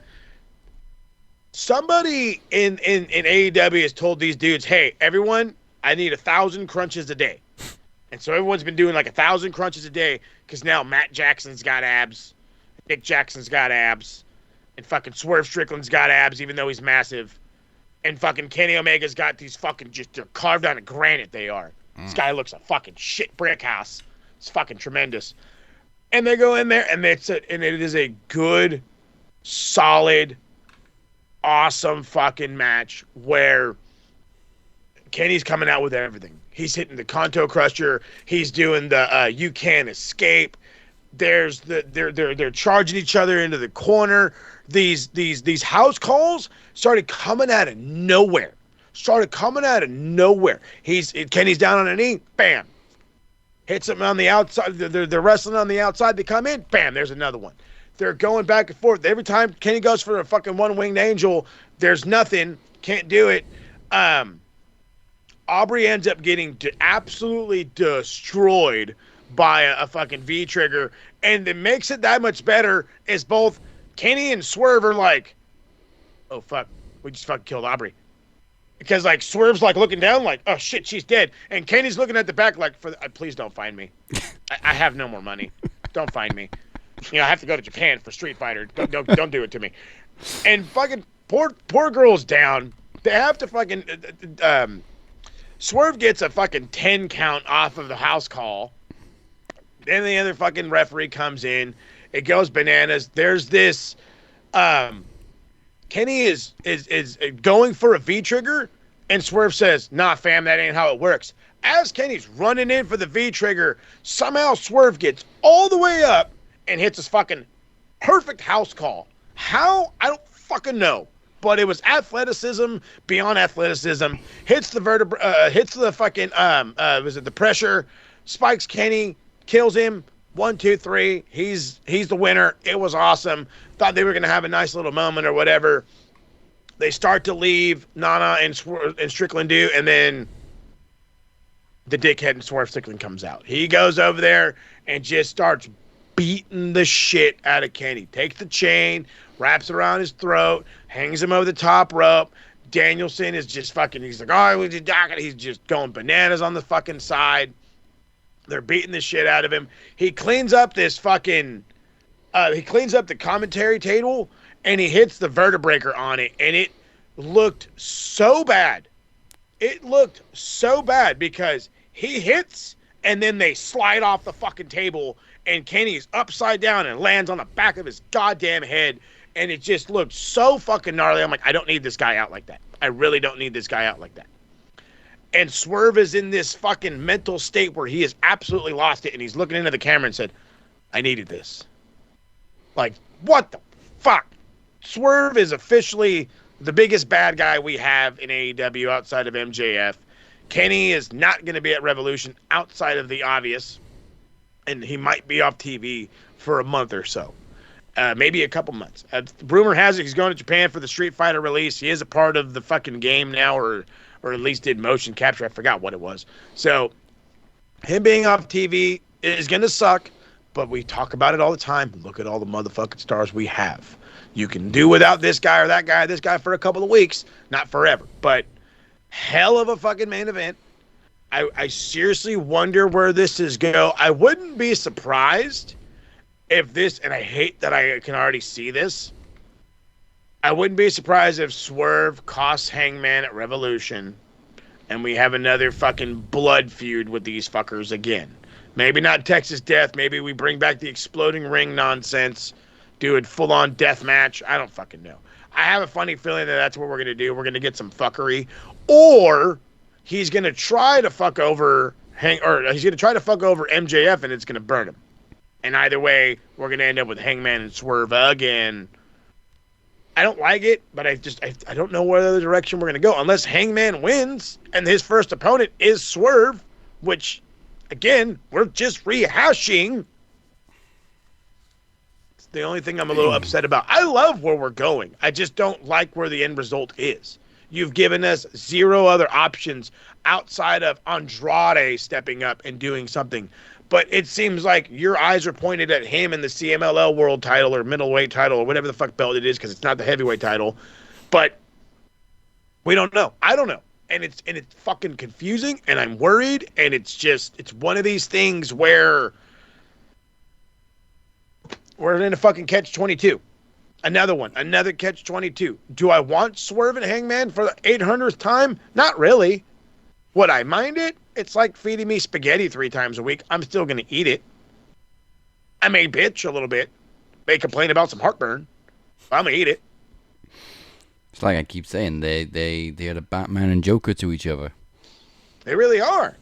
I mean, and the craziest part is, too, for those comic book nerds out there, when the random times Joker and fucking Batman would team up to take out some other asshole, they were fucking amazing. So, and I had been saying, if you make these guys fucking tag team and you put them in there with that division, there's how you recreate a division. Do you want to know why the fucking AEW tag division was on fucking par? Because you had all these made tag teams chase two megastars in Kenny and Hangman. You haven't given us that yet. You're expecting that same result from the Bucks, but we've seen it before. Please don't fuck this up. Like, don't figure a way out. I don't know what it is. I really don't know where the way out is. I just don't. But we got to figure a way out. Honestly, I don't think the AEW tag team title picture has looked as good as since Kenny and Hangman were champions. Nope. Because, like you said, it was two megastars being chased by all the tag teams. And which in return made you love the Best Friends, made you love the Dark Order, made you love SCU. But again, I'm just a guy that doesn't know what he's talking about. Or what you could do is have Hangman to turn heel as well, to team with Swerve, have the Bucks beat FTR, and then you could have a match between Hangman and Swerve as the most dominant tag team against the Young Bucks. I ain't saying no to that. I need a new pair of shorts. God damn. I mean, who says no? That'll be an excellent tag match. Who says no? Fuck. Problem is why would you fucking waste it? I'd save shit like that for Wembley. Yeah, that'd be the... Let's do it slowly to build Hangman back as a heel. You can too. You totally could too. You could. That's one you can extend because Wembley is in 6 months. August. Yeah. August. They would have just gone on sale too. Hey, I'm telling you, you can make it happen. Or, and I love this. Are y'all ready for this shit? Because TK loves it. Have a tag team tournament, and the bad guys, Swerve and Hangman, against all the fucking odds coming their way, they win it and go to Wembley against the Bucks. Any way we could get them in Wembley together would do masses. Would just do fucking fat numbers. Yeah. Make it happen. Because, I mean, realistically, as of right now, what are we looking at for Wembley? Could be Ospreay's return. Maybe Ospreay. That's the thing. Maybe Ospreay's return, Kenny. I'm calling it just straight Ospreay's return because they have hinted nothing else. Do we want Kenny and Ospreay? Fuck yeah. You ain't saying no, brother. No, I'm trying to go over there and fucking pay for the shit type of thing. That's how much I want it. But if we can't get it, at least we have an Ospreay return for something. But again, I don't know. You could have asked me this question a month ago, and I would have told you 1,000,000% we're going Kenny and Ospreay in Wembley, no questions asked. Now, I don't know. You could pull a 3-way out. You could play a 4-way out of your bum. You can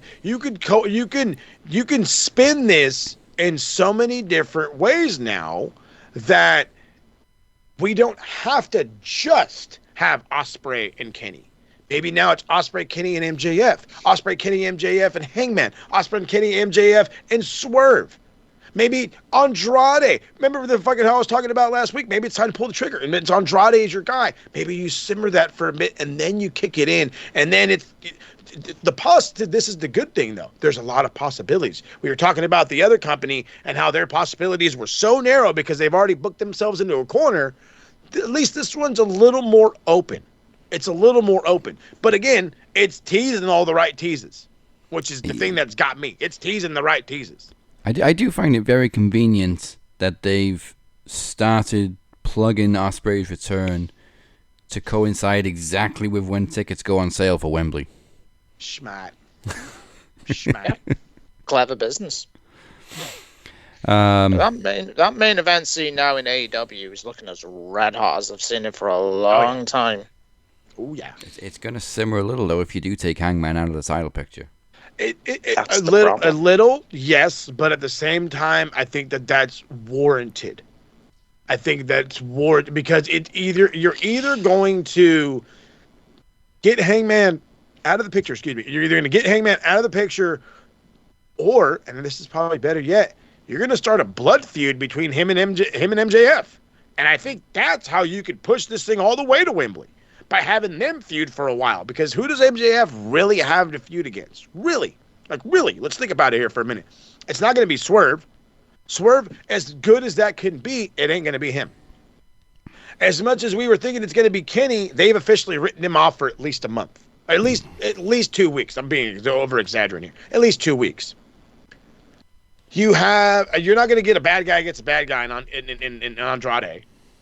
So who else? Unless you're going to pull the trigger on a fucking really pull the trigger on Brody King, Hangman's your only option.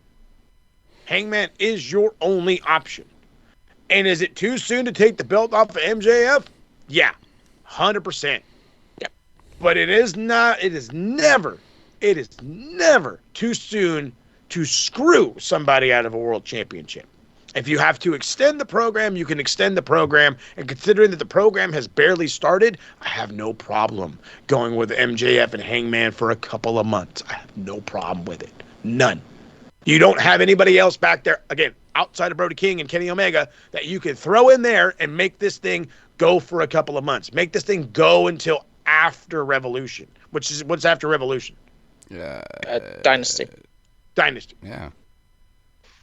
That's Swerve's show, though, isn't it? Because obviously that's where Swerve won his first world championship. But two other credible opponents, babyfaces wise, you could say is John Moxley. But I don't want that match again, because obviously John Moxley's going to obviously feud with the Death Riders. Yeah, that's coming. Tommaso Ciampa Ciampa happening soon. Tommaso, hey, they did fuck over Tommaso. Tommaso could be a guy you throw right back in the mix. You know what I mean? He should be in the main title picture. It's an idea. Definitely an idea. Yeah. I wouldn't say no to Ciampa. No, sir. Well, here's what I'm not saying no to, because in just 3 weeks, we take the fast lane to Promomania through Revolution Road. It is our next Max event, taking place on March 12th, featuring predictions for, as we were just talking about, AEW Revolution. Oh, yeah, trust me, there's more of it to come, as long as more matches as well. If it wasn't enough, though, we do got some promo action for you, as Steve and Mike will finally defend their tag team championships in duos TV rules against Cypher and Blade Rodriguez, now known as The Forge. Forge ahead. Once again, it takes place March 12th. Go to maxwrestlingnet.weebly.com/revolution for more information. And the official theme song is Shut Up and Fight by Captain Revenge. You can catch it now, along with all my music on Spotify, YouTube, and all other streaming platforms, including the brand new double album, Broken Hourglass and 0 Hour, both out now. Check them out. Now, we have a wall, and it is full of wankers. It's time for the wanker wall. Papa H, you are not out of harm's way. I feel it running through my bloodline. I carry the weight and refuse to break. The drum in my chest never lets me rest. Yeah, I feel it running through my bloodline. I'm the biggest wanker in this place, man. Hey, no. I'm the biggest wanker in this place, okay? Me, not you. Oh. Eva Marie Oh, has no. recently been on Chris Van Vliet's podcast, and she's addressed potentially joining AEW. I'm thinking, oh my god. Well, she can go straight on the board then. On the board. I'll watch CBV. I always watch CBV's interviews, so I'll Yeah, follow what he and I says. love the clip, the recent one with MJF. And Chris was like, in a weird hour, like when we first did this, and MJF's like, I've never met you before. He's like, I've never met you in all my life. And he's so serious about Yeah. it, dude. It's the best. He's like, 8 years ago? Chris Van Vliet? No, never, no, Nope. don't know. Nope. This is the first time we've Just ever done mentioned- this. Is the man. He is the MJF. goat. CVV? No. You don't get to do that. No. MJF's the man. Get that ready. Alright, I think I've only got one for each board, so I'm going to throw this one out real quick for the Wanker Wall. We've mentioned him already on the show this week, particularly during the history section. I got to give 100 points to Kevin Nash. I saw this coming. Because fuck me, dude. You know, first of all, you don't know when to shut up, and then second of all, you didn't help yourself when you tried to fix it.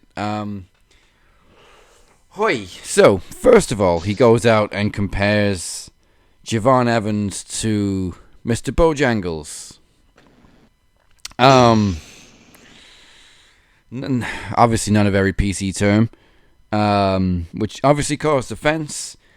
He then goes out to try and defend himself, and he just makes it even worse by saying, well, you've heard the phrase Uncle Tom. I'm like, Kevin, shut up. Dude, you're not. Yep. Dig it up, big dog. Digging his own grave, baby. So I kind of get what he was trying to say, that he wasn't necessarily trying to be offensive. He was trying to praise Javon Evans in his own way, but he just went about it in completely the wrong way and used completely the wrong verbiage, and just made it even worse for himself afterwards. So 100 points to Kevin Nash. Because sometimes maybe don't use metaphors. Maybe just say, this kid's great. You think people would learn after that whole shirt incident a few years ago? Who was that guy that came over? God dang it. There was a wrestler in NXT. Not Miles. It was a... yeah. Yeah. I forget. I'm blanking on his actual name right now, but I forgot that they were calling him Miles something or whatever in NXT. And his shirt had the big lips on it, which was, supposed to make fun of... And again... When you already go down that road, you don't need to keep going. It's time to time to flip the bitch. You understand? It's time to flip the bitch. Get the hell out of there, and just leave it be. Don't. Go ahead. Jordan Miles. Thank you, Jordan Miles. Yeah, don't beat a dead horse. Yeah. So they made his logo red, and his name was in white, and it kind of looked like lips, and obviously people associated it with a very outdated concept. So yeah, there was a big racial controversy surrounding that. Then you use the word Bojangles. Yeah. Fucking hell. Oh boy. But it was the way he tried to defend himself, and he came out and went, well, you've heard the phrase Uncle Tom, but if you actually read the literature, you'd know he actually saved a couple of slaves. And Kev, you know. You're not helping. You're not helping yourself. That's like saying, like, 1 minute, like, oh, that's like being racist 1 second, and then saying, well, my gardener's Mexican. I don't hate Mexicans. That's exactly what you're doing. I don't hate black people. I love Popeyes. That's Kevin Nash right now. That's fucking Kevin Nash. Yeah, I mean, I'm not going out here saying, oh, he's racist. I'm just saying you didn't think about what you were saying. But hey, when you paint your own picture, fam.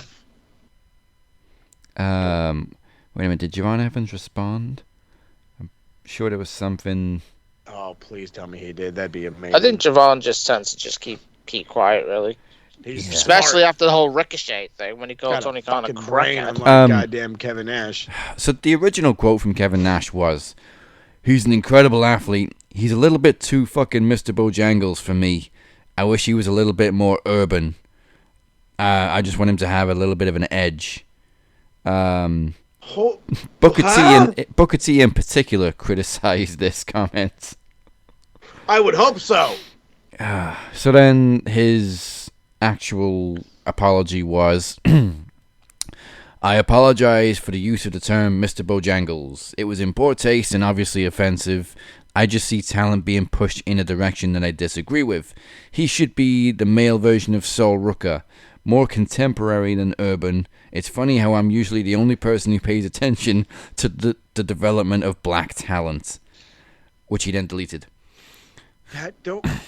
Oh my God. He's just digging his own grave. I'm digging my way to China. Fucking hell, Diesel. Oh, there we go. Just needs- So Javon's very subtle reaction was he posted on Instagram a picture from his recent win on Raw, and he just captioned it with, "Just want to apologize real quick. I'm sorry for being the best in the game right now." Attaboy. Classy. Classy. Oh boy. All right, who else we got for the wanker wall? I think I already yelled it out loud. Well, you know what? I'm going to give them, and I'm sure I'm stealing Beer's thunder a little bit here. I'm giving it both to Papa H and to Road Dogg. 60 points apiece. Something has to change, and I don't know if it's you fellas in charge or what, because some of these episodes that I'm watching, I get where it's like, it can't be that bad, and then it is that bad. It's like, I feel like Bruce Pritchard is playing the role of Papa H at times, and when he is, those are when the shows are shit. When Papa H is like, yeah, I'll write it, it's actually when it shows decent, if not good. However, SmackDown is just shit. Outside of fucking Cody making jokes about his dick, it's shit. There's a reason my nickname's Raheem. I laughed way too hard at that joke. Actually, you know what? And I haven't seen this past week's SmackDown, but obviously I missed the show last week. But I would have said I did kind of enjoy the week before SmackDown more than Raw. But yeah, usually it's shit. it doesn't help when you have an awesome fucking promo like that from fucking Cody. Because again, Cody can get away with saying damn near everything right now, and people are like, yeah, for sure. Yeah, for sure. Cody could probably drop the N-bomb right now and just get a pass. Yeah. I'm not doing it. Do want to give our customary points to Vince Russo. I want to give 70 points to Vince Russo. Damn. I think he said recently about Seth Rollins, about him being a whiny bitch. First of all, Mr. Russo, I'm sorry to hear that your dad's unfortunately ill, and obviously I would never wish anything like that on anybody. But you're the one whining more. Seth's been injured since when? October? Yeah. I think so. So how can you blame Rollins? Since he's been out since October, and hopefully we'll get Seth back in time for WrestleMania. I mean, obviously I don't want him to rush, because obviously you know what's happened the last few times. I think, has Uncle Dave escaped anything this week? I heard he said something, but I don't know if it was that bad. Ooh, let's have a look. Has Uncle Dave said anything stupid? So stupid. I think in terms of with Uncle Dave, when he said that Trick He Williams, talks about stupid shit all the 2 seconds. Vince Russo also said, I would make a way better champion than CM Punk, and I wouldn't have to wrestle in a t-shirt. We've seen you as a world champion, and it was one of the stupidest decisions in the history of WCW, bro. Yep, bro. Why don't you go What hang else out we with got? your clown posse? I think you were going to give points to Eva Marie probably as well. If it's true and she's planning to come back, yeah, we don't need that shit. It's bad enough we got the Bellas back. Oh, good God. Oh, as well, I want to give points to the IWC. I have to give 100 points. Quite recently, obviously, you know 2K26 is out in 2 weeks. I can't fucking wait to play it, by the way. Me and DC keep going on about it. Good shit. We had one person that recently, because we had, I don't know who dropped. I think it was Nick Aldis and Adam Pearce. By the way, they got the NWA theme, which I'm fucking buzzing about. And obviously with Punk having the ROH theme. Oh, Yeah. TKO, Awesome shouts move. out to you on that one. So they may get points for this. And one complaint saying, I will not be, I'll put it in goon voice, I will not pre-order this game until we see Nikki Bella. Who gives a fuck about Nikki Bella in 2026? There are people I want to see. And there's another one complaining about Obafemi that he's not been updated just yet. And I just Can you can't wait wait to for play the- the game. Yeah, can you wait for the game to be fucking released? I know here's this beautiful thing. It's called the internet. We're on it right now. Updates can come whenever the fuck they want. They will do updates. Of course they will. Fucking hell, mate. Oh, I'm just trying to also, think. we skipped over this bit on Raw, but I'm not sure. I'm undecided if it's a good thing or a bad thing. The crate, the mystery crate, that's been delivered to Raw, which is not to be opened until Elimination Chamber. Some people suspect it's Chris Jericho. We're still on the Jericho train. I don't know where I stand on that right now because it's been going on for so long. Well, they say his contract is frozen, so I don't fucking Yeah.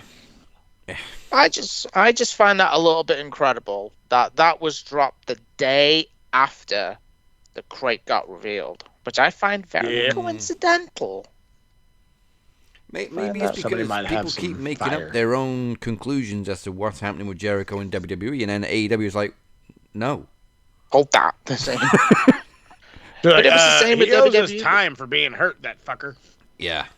It was the same at the time with Andrade, but then again, we didn't know all this with Andrade. Obviously, when we went on Dynamite that night, and then obviously WWE and hold that, but they let him go in the end. Yeah. They let him go to AEW. But if the crate has nothing to do with Jericho, I'm not sure what else it could be. Two options. Last time we had a crate, Sting was inside. There's going to be two options for me. One is going to be Danhausen, because obviously Danhausen's deal is up this month. So it's a possibility it could be Danhausen. You'll get a good pop in Chicago, because obviously he knows Punk. Yes, Or, Pepsi Phil. and I pray, because this show is garbage right now. Not this show, as in Raw and SmackDown. Please, The Rock. The Rock in Get the him box. into WrestleMania. And then the Empire Strikes Back story. If Cody wins the Chamber, we have him and Drew again, which I pray to fucking Christ we don't. You could have The Rock screw Cody and then build The Rock against Cody at SummerSlam. Is that easy? Sounds How like can I book this? How can I do my booking easy? The have other brains? strange thing about it is that Adam Pearce is like, nope, I don't want it. Send it to SmackDown. Mm-hmm. Yeah. And who's on SmackDown? Cody Rhodes. Cody Raheem. Figure that one out. The dude that delivered it too was also the funniest delivery guy ever. Like, what's inside it? I don't know. Well, who brought it? I don't know. But if he What's did it say notice, on there? though, It says delivered to WWE. Eli, I gotta love Eli. Yeah, the thing is with the whole thing though, there was the list. That's what, and it was blank. So that's what finds it a bit interesting. Kevin Well, Owens. The good thing is we've only got a week to find out. True. They'll probably delay it to WrestleMania. I fucking hope not. Yeah, seriously, don't drag out a Jack in the Box for too long. It could be a bunch of different things. I keep Danhausen's not a bad one. Maybe Kevin Owens is in there. Maybe I don't know. Maybe it's Hornswoggle. Now we're talking my style. Well, Go ahead. For the fact that it could be something stupid, I'm gonna just put 10 points on WWE for this mystery crate. Beautiful. Anybody else for the wanker wall? It could end up being Mr. Iguana as far as we know. And they're getting high. I like it. That would be quite funny, but I think it's going to be Finn hotboxing KO, himself. Danhausen, or The Rock for me. But I don't think there's many. It's been quite a quiet week. Mm-hmm. Oh, another By the one way- with... sorry, man. No, you're good. You go ahead. Another one with 2K26 as well. There was one that complained saying, we want to see Charlotte Flair. I'm thinking, it's going to be the same reused model from last year. People just wait for the game to be released. They've been teasing Jade and Charlotte since day one of Jade. So, that's another one that dragged out too long. Now we're going to have to fucking deal with it. I can't think of anybody else, so... Actually, you know what? Just because they chanted it again at Grand Slam, I'll drop another 100 points on Ice. Fuck Ice. Yeah, fuck Ice. That shit was awesome. Good shit. Keep it going. WB, stop fucking muting it, or you too will end up on the wanker wall. Fortunately, though, not everyone is a total wanker. Hold wait, on, we he's got one more. I think it would have to go to Uncle Dave. Okay. Oh, goddamn Uncle Dave. Remember when Uncle Dave leaked that thing with Fuck Ice was down to Warner Brothers said that they have to take Brody King off television. And then SAP dropped an article the day later saying, no, it had nothing to do with Warner Brothers Discovery because Brody King was in Australia. So I've had to give 50 points to Uncle Dave. It has to happen, sorry. So then what the Davey. hell is today's excuse? What was last night's excuse? Why are you going to mute You the tell crowd me. when they're chanting fuck Ice? You tell me. I don't know. I'm half It was believing. too loud. But those are There we this go. week's wankers. Go to the wall and laugh at them. Yep, it's hilarious. We'll figure it out. But fortunately, not everyone is a wanker. Haha, laugh at the wankers. But it is time to put some points on the positive side of the board. It's time for the bruv board. Bruv. Bruv.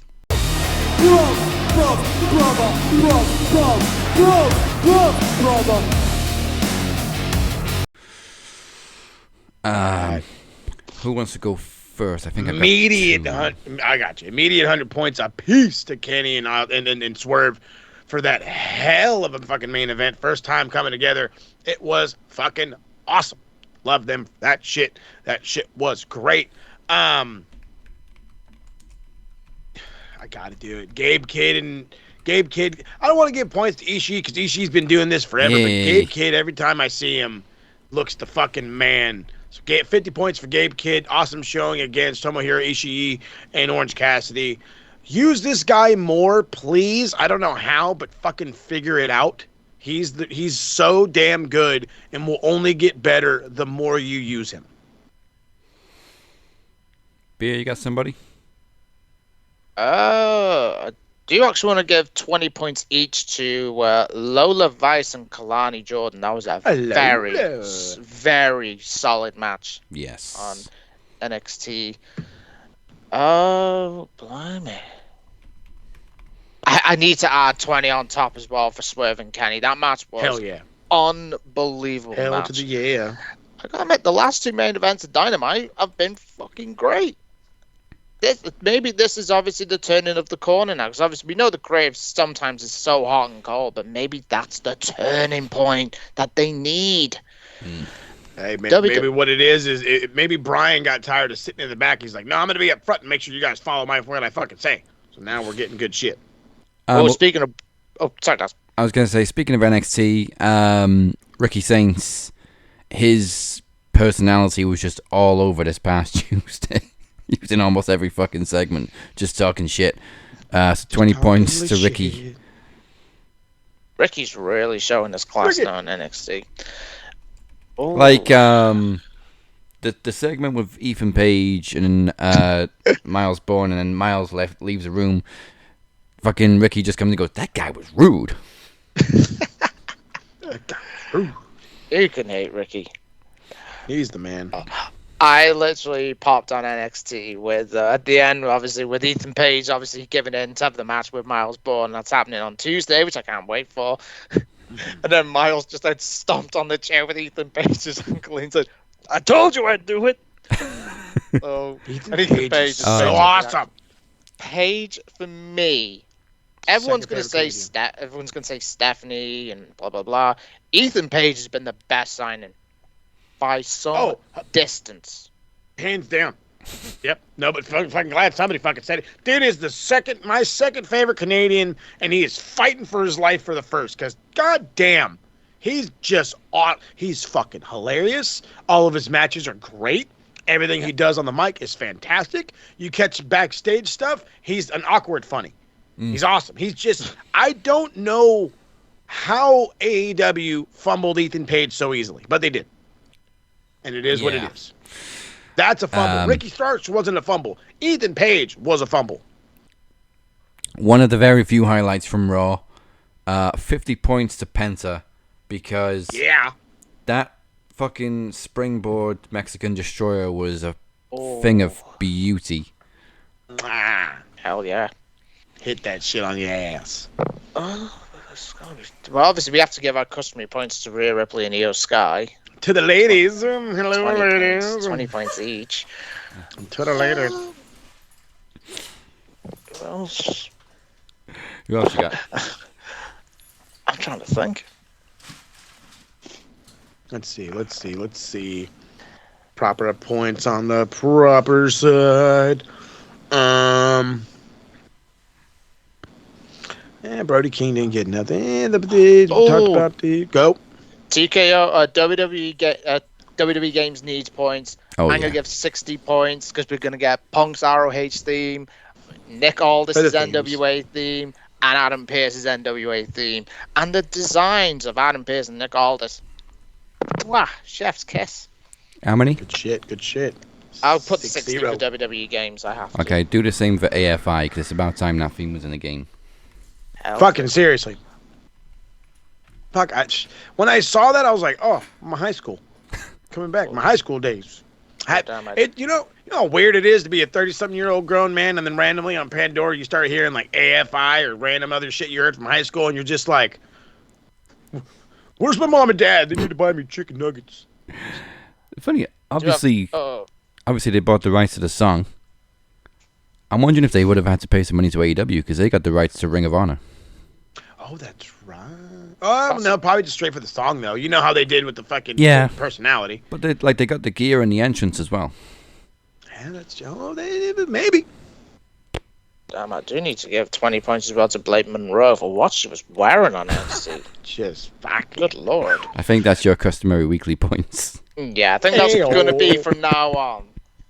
Miss Monroe, you're getting 20 points every single week. Oh, there's a 20 for Rhea then. Hey-oh. I'm trying to think, really. There should be a few more to give out. I think I'm good. Dynamite was great, but it wasn't like over the top awesome. Swerve did his thing. Kenny did his thing. Guys got the proper stuff. I'm not seeing. Oh, I have not put her on the board for a while. I gotta give 20 points to Sonya Deville. She is fucking killing it in TNA at the minute as the suit. The shut up, I'm talking. Not humor. It's just what the thing is on it. No. I thought it was awesome. That shit's great. I know. I've seen her. Is she using a real name in TNA? Daria something? Daria Ray. Yeah. She is fucking killing it in TNA. How TNA never signed her earlier than this, I'm still gobsmacked. She is destroying this role. Good shit. Love it. Same as Paige when she was GM. Mm-hmm. So Daria Ray, my friend, you deserve to be on the good award this time. I'm just going to throw 20 to Adam Pearce for his freak out over the crate. Yes. Adam Pearce. The concern about Raw, when you have Adam Pearce being the best thing about the show and Paul Heyman, you know there's a problem. Yeah. Mm-hmm. Yeah. Administration should not be the highlight of the show. All right, any last minute ones before we close it up? I think I'm good. I think I do need to give some points as well to the crowd from Raw for trying to whoop that trick during the Becky Lynch AJ Lee segment. But Dave said Trick ain't that good. He is over as fuck right now. I've been saying it since I started listening to Uncle Dave. Huh? Where were they on Raw? New Orleans? Yes. I think so. I want to say New Orleans. That sounds right. Could I be wrong? Because they were in Sacramento for Dynamite. I think so. Can't recall. There is a fair little bit. They were in Memphis. Oh, I knew it was a music city. Tennessee. Memphis, Tennessee. Sorry, Memphis.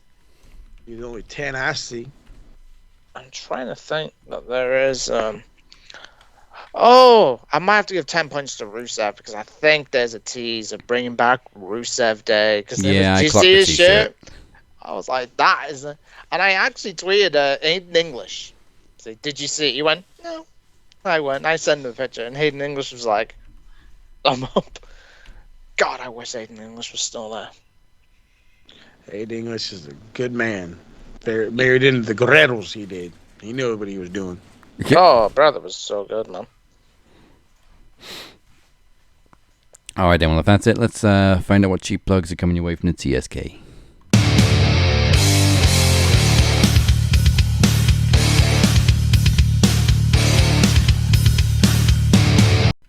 All right, a bunch have come from the TSK. The boys themselves were I hate that we do the hiatus, but it is what it is. We're pay-per-view based at the moment.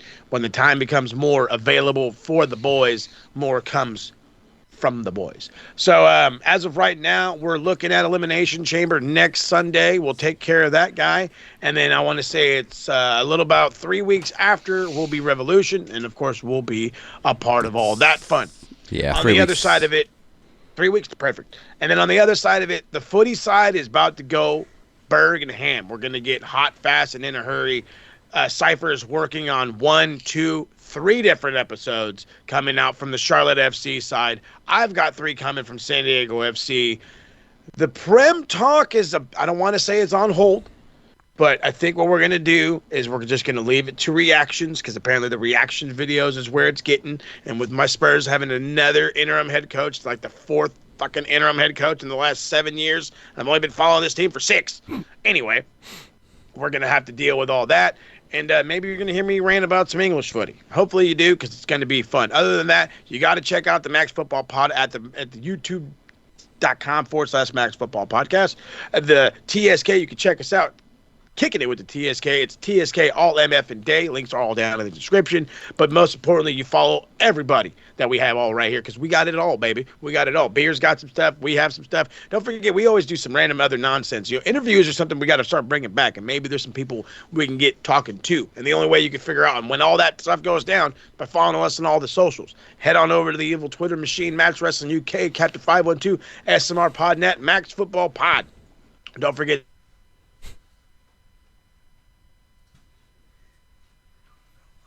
to check out the beautifully done website where you can find all these links and a whole bunch more. MaxFreshNet.weebly.com. Don't forget to hit the subscribe button, follow button right here on the YouTube. Then head over to Facebook, Twitter, Instagram, TikTok, and everywhere in between. Facebook is the hub of it all. It's where it goes down. It's where your voice carries, and where After Max goes down. And if you never know what's going to happen, you got to catch it when it goes down. Sounds like Warner Brothers interfering with Moses there. Goddamn Warner Brothers, killing me. Bill, what you got? How many episodes of Black and Gold? So far, I have dropped 22. Oh, sorry. 22 in like 2 weeks. I have currently dropped. Where are we? I'm on my playlist. I've currently dropped 15. Jesus. About another 400 odd to go, including takeovers. I'm a bit behind. My recordings are done. I just need to upload them. And I'm going to try and sneak a little retro rewatch in. I've already got my review script ready for All Out 2021, which I'm going to try and get done. Like I said, my schedule's been a bit bad because my internet connection started to be a bit of a prick lately. So I am aiming to get 2 episodes done today, and then going to go back to normal, 1 a day. 1 p.m. UK time. Channel is JMB434. Enjoy, like, subscribe. It won't cost you a penny. Well, I wouldn't say you're behind. You're throwing out episodes quicker than Netflix. Hell you are. That ain't difficult. All right, then. Well, that's it. We're back next week with Elimination Chamber predictions. Right. I'm pretty sure there's only 2 matches announced right now, though. Great, that's some great predictions. 3? Don't trip. 3? Don't worry. For sure, one thing I have to sit down with the other GM. There's a lot to be discussed coming up with Revolution Road on the way. This man, hopefully I'm pointing in the proper direction, needs to, he's got some consequences to sow. I'm going to be speaking with Craig about it. I'm going to speak with the other GM. We're going to figure out what we can do with that. And at the same time, we got to figure out a whole bunch of other stuff. The challenge that you threw down, that's the whole thing. Figure out who we're going to have in for King of the Mic. Welcome that back. And, of course, are we going to do anything with My Knowledge Championship? Maybe that's my way of throwing out an open challenge. Maybe somebody wants a piece. I don't want to call myself a machine, but hey, maybe I will.